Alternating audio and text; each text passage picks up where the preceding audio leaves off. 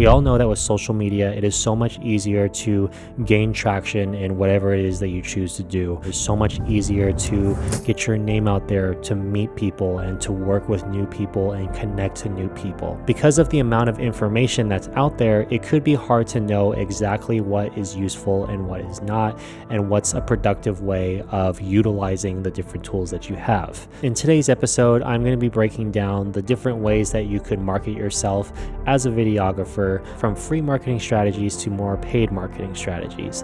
I'm not a super expert in all of these, but I'm just going to be giving you guys my 2 cents and my own personal experience from them, and then hopefully it can help you with learning how you want to approach this yourself.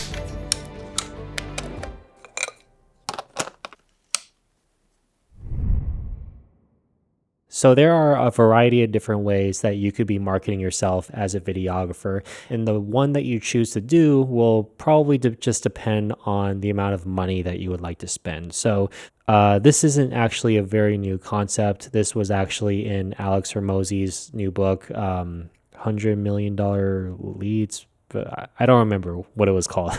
It was the second one. But basically, I thought that this was an interesting little concept that he shared, and I basically just applied it to videographers. So just to be transparent there, before someone's like, hey, this isn't a new concept. So the 4 different ways that you'll be marketing to people is one-to-one of people that you know, and one-to-one with people that you don't know. And then there's going to be one-to-many people that you do know, and then one-to-many with people that you don't know. So how does this look? So one-to-one with people that you do know is going to be warm outreach to people who know you. So this could be friends or family, past clients, maybe some freelancers that you know, some people within your network, within your industry that you know, reaching out to these people and trying to get some work that way. The next one is going to be one-to-one cold outreach to people who don't know you. So this can range from cold emails, pitch videos, cold DMs, or cold calls. And then a one-to-many approach would be the one-to-many of people that know you. It would be through social media. So anytime you post any sort of organic piece of content, it's going to be going to people who know you, because those are people that follow you.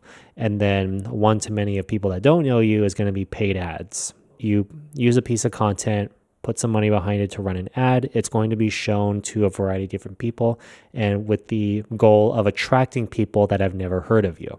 I'm going to go over the first one, warm outreach to people who know you. So like I said before, calling people that you've worked with in the past. So basically, you end up calling somebody. If you're trying to get some extra work, you would call up a bunch of old people that you've talked to in the past, and then you don't want to just call people and be like, hey, you know any work, or you know any jobs? Because then the person might get the impression that you're only calling them because you want something and you're not really interested in catching up with them. So a very tasteful way of approaching this is just calling people and just being a human. Just talk to them, catch up with them, be actually interested in what they're doing. People love to talk about themselves. So when you call and ask them about how they're doing, majority of people that I know, they will kind of go on and on about whatever it is that they're doing. And then the conversation will typically kind of lead into, oh, how about you? How have you been doing? And then you kind of just give the whole same story. And then from there, you would kind of end it. You would try to find a gradual way of moving into, yeah, I've been doing this, I've been doing that, and then lately it's been a little slow lately. How has it been for you? Has it been slow, or things been picking up? And then whatever their answer is, doesn't really matter. They could say, let's say it's slow. Oh damn, yeah, it's been slow for me. If you know anybody that's looking for something that I do, feel free to reach out. Be happy to help. I'm pretty free right now. Oh yeah, same to you. And then that's kind of a mutual respect thing, where it's just just keep an eye out. We never really know. And then there's some people that will actually follow through with that. And then because they end up coming across someone they know, they're like, hey, I'm looking for this. Or they could be like, oh, I know someone might be looking for someone to film videos for you. I could reach out to them. There's a variety of different ways that can go. It's not going to be like this super consistent thing. But if you called a bunch of people, then there's a chance that you're at the very least putting the seed out there. But overall, the conversation should be focused more on catching up and building the relationship. So another way that people will tend to market themselves, usually kind of on a more traditional sense, would be going to networking events. So attending network events where other business owners will be at. That's not exactly like one to one with people that you know, but it is like a sort of thing where you actually walk up to them and approach them, and then they start talking to you, and because they start talking to you, it's kind of like they gave you permission to like just they're welcoming you to talk to them basically. So it kind of fits within that category. What some people do that I've noticed is I used to do that too, so I'm not just talking crap. We'll go to events where there's just other filmmakers, other videographers hanging around. And even though it's fun to look at all the new gear and stuff like that and see everything that's coming out, chances are 99% of the time, those are not going to be your clients. Unless you're a freelancer and you're trying to find like a producer to hire you, maybe that's probably a good approach to it. But if you're the type of person who eventually wants to be working with the clients and working with other businesses and not so much within like the film like world and not be a freelancer, then going to events or conventions that are people who are in completely different industries that are business owners would be a much more effective way of spending your time. Like I would go to NAB, I'd be like, maybe I could find a new client here or something like that. Never happened. Obviously, the people that are my clients are not at NAB. Or when I was freelancing, they would kind of be at NAB, but that's kind of the route that I just decided I didn't want to go anymore. So you're really just going there for fun or to meet other freelancers that you could potentially have onto your thing and just see the kind of what stuff is coming out. But don't go to networking events that are within your industry if your clientele, your ideal clientele, is not people in your industry. When you go to these things, there are a lot of people that are going to be there that all kind of have the same intention. They're there to network, they're there to try to find some new business. So they're all going to be the types of people that will benefit from content. And then if it's a business that is at a networking event, then there is a chance that they take it pretty seriously and they're willing to invest into being there. So potentially good people to have. Chit-chatting with the different vendors who you come across. This isn't something that I've done too much, maybe a little bit. Just talking to them conversationally, getting to know them, and then the conversation will naturally land on you. Like, what is it that you do? And then you can say like, oh, I do videos and blah, blah, blah. And most likely they'll be like, oh yeah, that sounds great. Like that's something that I need. So, and that's again, just a way of getting them to like you and then not being super pushy about it. It's just get them to talk first. They're naturally going to ask you about you, and then you can talk about what it is that you do, and then you can kind of gauge their interest from there. You can even carry a camera around if you want to make it more obvious that you're a videographer. I feel like anytime I'm at an event and I have my camera on me, because I'm filming it for a client, there's always going to be someone that walks up to me is like, hey, can I get your card or your Instagram or something like that? And then it would kind of make it, when you're talking to people, they don't necessarily have to ask you if you do videos.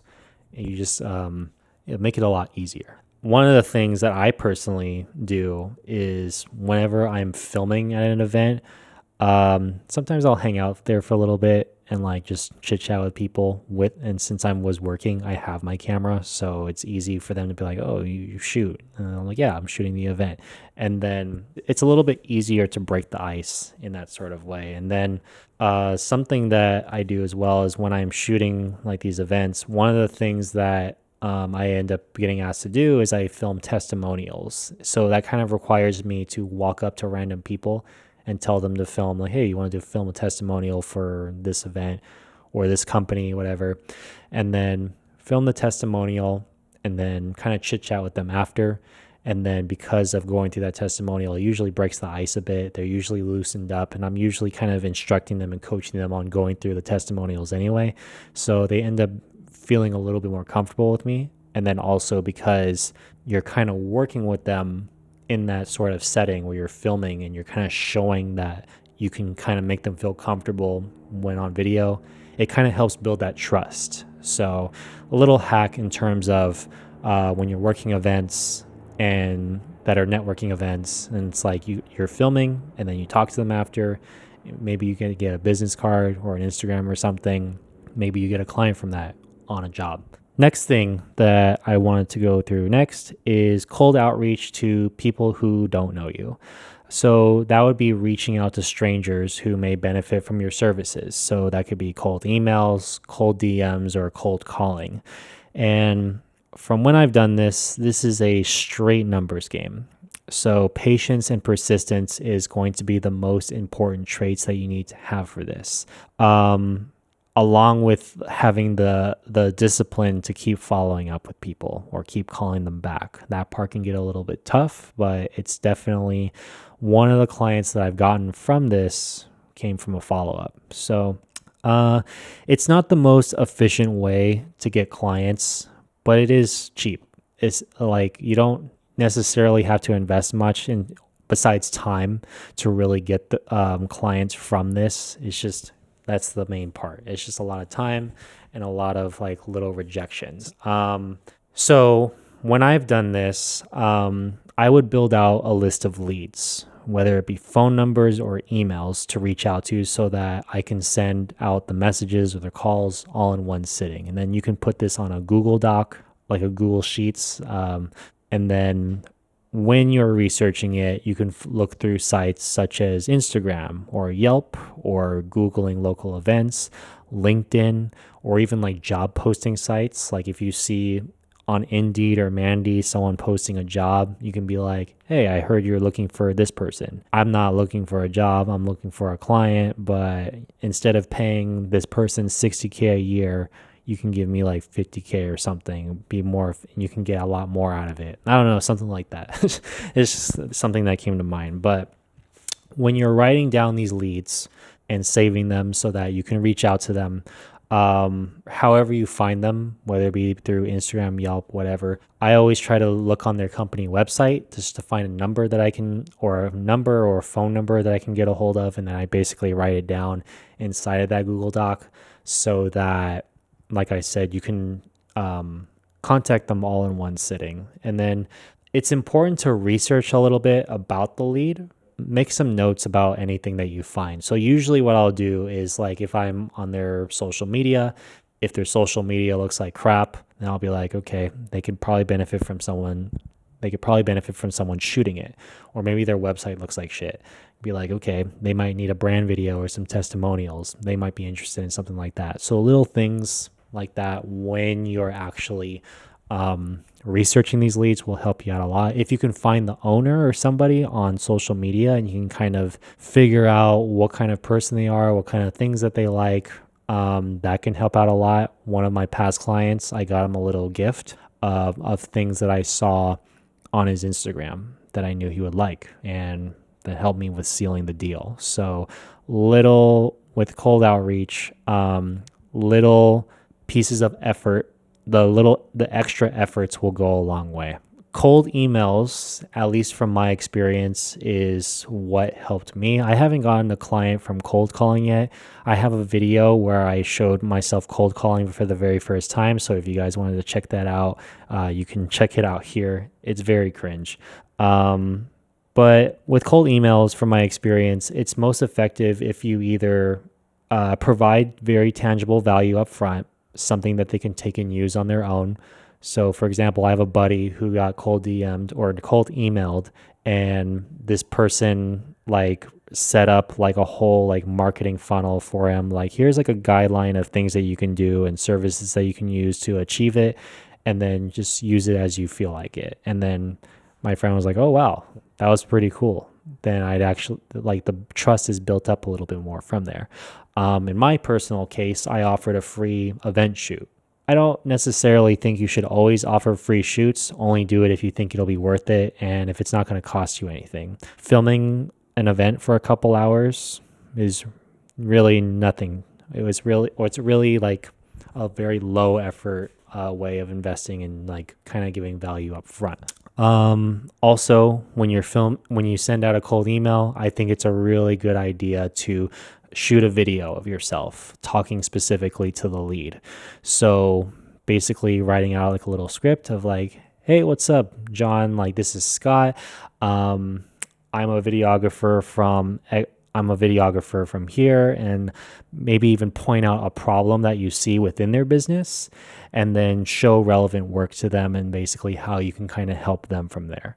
And then offer some sort of help in some sort of way, just so it seems like you're not just some person who's just trying to get their money, even though you kind of are. And adding a call to action at the very end of scheduling time to talk to them. I don't have a whole lot of experience with cold calling. I've really only done like one real session with it. But I have learned that some of the things that you should focus on is building a script that works for you. So when you are doing these calls, it's good to have a plan of what exactly you're going to say. Depending on your personality, there's going to be a lot of different ways that can work or not work for you. So there's going to be the more subtle approaches, and then there's going to be the more like pushy kind of approaches. I'm more of a person who just tries to be more not defensive, but like just more like low key about it. But building out a script for when you're calling, it kind of works similarly to social media content. You're going to need a hook, a body, and a call to action that you follow for each call. And then one of the things that I learned just from kind of like stumbling on my sales calls and then kind of from what I research is that it's good to have some sort of like pattern interrupt to like the average cold call that people are going to receive. Because most people, when they get a cold call, are going to be like, hey, this is Scott. Can I have like 30 minutes of your time? You end up saying something like that, automatically be like, it's a cold call. You're like, hey, this is Scott from Takai Media. I was just wondering, can I talk to XYZ person? It sounds exactly like a cold call, right? So it's going to make it a little bit harder for you to actually get where you want to go in terms of who you need to talk to. So one of the things that you can do, at least from what I've kind of seen, is getting to the point faster. If you're talking to like a higher up, they're usually going to appreciate that more, especially if they're more the aggressive types. Or I learned a technique called like the confused old man technique. That would be like more along the lines of you answer the phone like, hey, this is just Scott. I was just wondering if you can help me out for a second. It doesn't really sound like a cold call at that point. And then if you're talking to like a secretary or something, or like there's some sort of like gatekeeper, then it would be, then using something like that, it's like it doesn't sound like a cold call. So it's a little bit easier to be like, yeah, sure, I can help you. What do you need? That's something I definitely need to try out. The last time I cold called, I was kind of more like what I was saying earlier. So wish I had a little bit more experience to talk on that, but this is kind of part of the list, and I'm mostly just kind of sharing with you guys the different ways of marketing, essentially. Not saying I'm perfect at all of them. Even though I haven't done a lot of cold calls, I have done a lot of sales calls where it's people that came in through ads. So they weren't necessarily cold. They were all like warm leads, but I would have to kind of take them through kind of a similar process. But obviously, if you're calling out of nowhere versus setting up a meeting, it's going to be a little bit different. So, but I'll get into that a little bit more. To kind of close this up, practicing your script so that it sounds less scripted is something that applies to whether you're doing cold calling or warm calling. And then always kind of disarming the lead and not being so pushy on pitching your service. You want to sell the meeting, not the service, because when you're calling them out of the blue, getting them to buy something is really just gonna like get their defenses up. But if you were to sell a meeting to where you can have something that is a little bit more intentional and more set up, then it'll be a little bit easier for them to actually say yes to that. So the next thing would be a one-to-many that of people that you do know approach, which is posting on social media. So to me, no matter who you are, you should be posting on social media. This can range from behind the scenes content to final pieces of work to testimonials to personal life stuff or like talking head content. In my personal opinion, the industry or you are able to get by just fine just posting behind the scenes and posting final pieces of work. But in reality, I feel like not a lot of people really care too much about that anymore. You would kind of be better off sharing more behind the scenes stuff, stuff that's a little bit more personal and raw, or even just sharing stuff that shares more information, stuff that's more shareable. I'm not saying that it completely doesn't work, but at least for me personally, I just think that we're kind of at this stage in social media where it's like people would rather be consuming things that are like that are a little bit more educational or entertaining. Uh, we all kind of just don't necessarily care about final work. I just don't really see that many people sharing stuff like that anymore and actually getting like a lot of like good results from that. Not saying it doesn't work. I just noticed it doesn't work as much as it used to. So when you post on social media, people get to know you a little bit better and they are constantly reminded by you and constantly reminded that you exist. Because if you're not posting on social media, and there's plenty of people that I've worked with because they don't have social media, I hardly ever think about them. I don't know what they're up to. I don't know what they're working on. I don't know if they still work on anything. So then it's a little bit easier to just kind of forget about them. And that would be the same case for you if you're not posting on social media. I can definitely be better about posting on social media. I probably post enough to where it's like that may not be the case, but at the same time, it's just if you have clients that can employ you, and maybe you're not the first person on their mind, but just seeing a post from you can actually help be that reminder. And as time goes on, your work is going to get better. You're going to be working on bigger things. When people see that, they're going to be like, oh, wow, this person has really grown from the last time I worked with them. He seems like a good fit for what I'm trying to do now. There are a lot of people where when I first started out, I was fortunate enough to start out with and be surrounded by people that are way ahead of me. And they would see some of the stuff that I'm posting, and it's just like, oh, yeah, Scott's doing his thing. It's not good, but he's putting in the effort. He's working with the clients and all of that stuff. Fast forward a few years, the clients that I'm working with, the things that I'm doing is noticeably leveled up. And then people will be like, oh, wow, I feel like you can work on or this, or you can work on that. It's just like people can really see that sort of evolution at the same time as being reminded that you exist. So reminding people that you exist, showing like an improvement in the quality of work that you're delivering, and then just showing like, hey, you're growing essentially. And then it will give people kind of the feeling that they're growing with you. So there are two different types of people who post on social media, in my opinion. There's the freelancer sharing their work, and then there's someone sharing value. So a freelancer sharing work can serve as frequent reminders to clients that follow them that they exist. Like I was saying, leads can look you up and quickly see your body of work. It can kind of be like a mini website in a way. People within your network can see your current activity and growth. But one of the things about this is that it's not the best strategy for growing on social media. It's good for kind of keeping people within your circle in the loop about you. But if you're trying to grow a following, that's not necessarily the way to do it.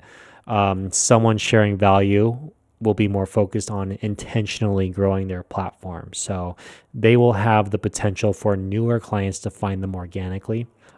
Content will be more shareable, so new viewers can frequently see the content, and people who grow platform just build more trust with strangers and opportunities for new streams of income that's not possible without a following.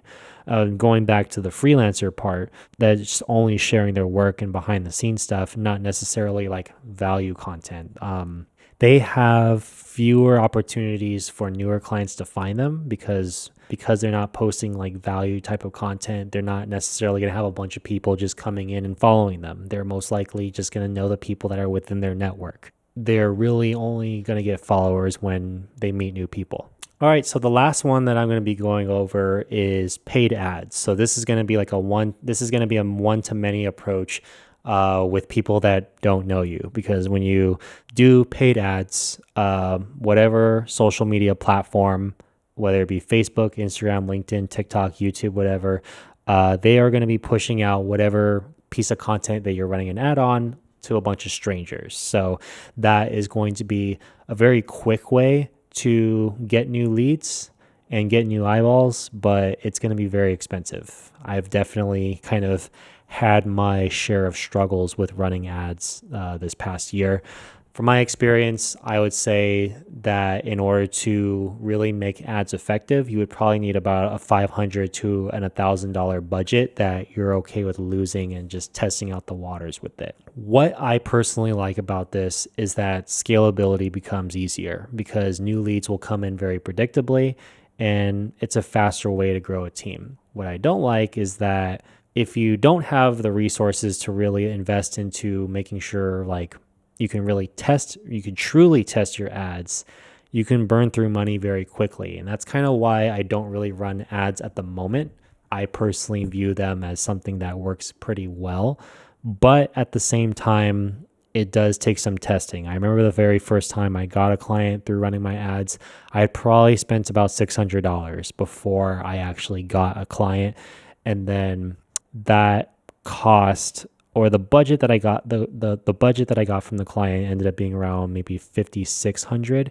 So that would be like $5,000 that I have.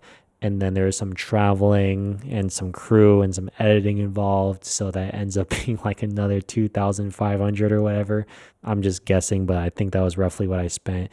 So I end up getting like 2,500 bucks that I pay myself from that. So a decent ROI, but at the same time, it's just like that's one of the issues that you could potentially run into. It's like with production, very high expense, very high overhead. And then also when you're selling higher ticket, your ad costs go up.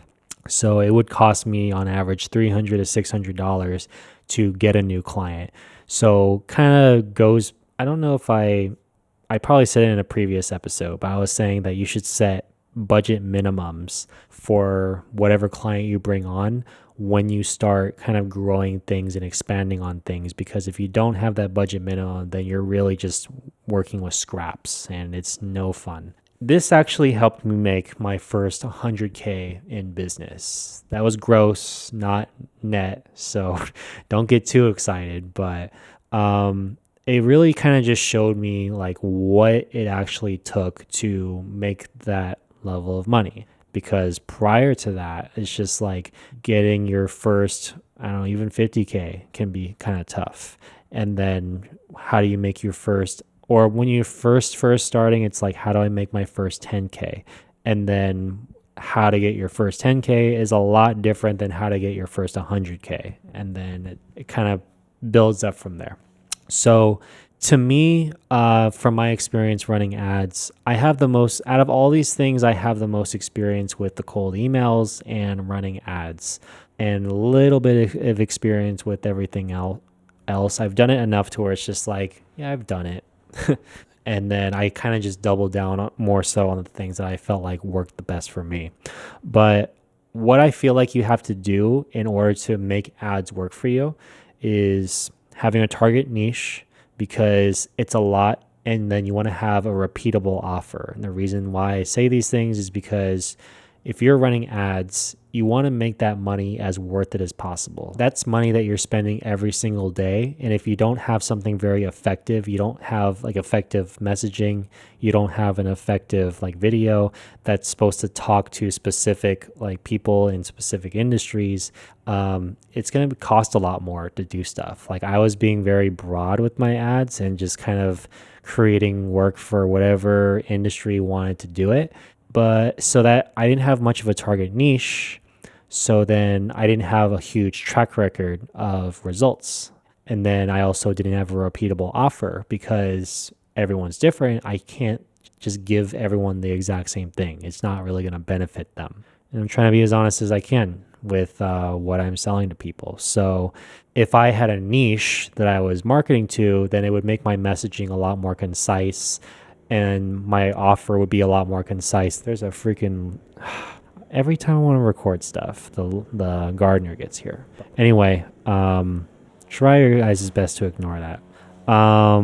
Repeatable offer. Like I would be making custom packages for everybody. It just doesn't really work because God, it's just hard because you have to kind of relearn everything like for each industry that you're working with. If you had something repeatable, then it's something where you kind of know like, hey, there's some track record to this. This is what can happen.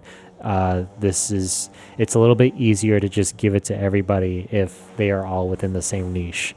A system for setting up sales calls. So if you had like a Calendly or a CRM, to where you can organize those calls, and then you had a pitch that you go through, a process where you can convince the lead to go through with it, that will make it a lot more effective. That way, that's kind of what comes back to the script. You want to have a script when you are doing these calls because then it gives you structure. You know how to time the conversation. You know how to carry the conversation in a certain way. And then obviously understanding of sales, that all kind of just ties in together.